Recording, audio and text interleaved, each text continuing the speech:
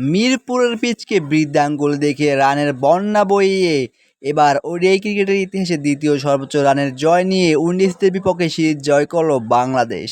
Cipher সৌম্যর দুর্দান্ত ব্যাটিংয়ে ১৭৯ রানের বিশাল জয় নিয়ে উইন্ডিজদের বিপক্ষে ২-১ সিরিজ জয় করল বাংলাদেশ। এই সিরিজে রিশাদ হোসেন ছিল দুর্দান্ত ফর্মে, কাটিয়েছেন নিজের সেরা সিরিজ, হয়েছেন সিরিজের সেরা খেলোয়াড়।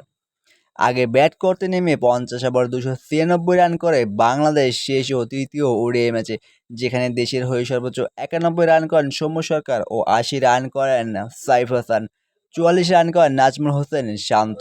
উইন্ডিজদের হয়ে সর্বোচ্চ ৪ উইকেট শিকার করেন আকিল হোসাইন।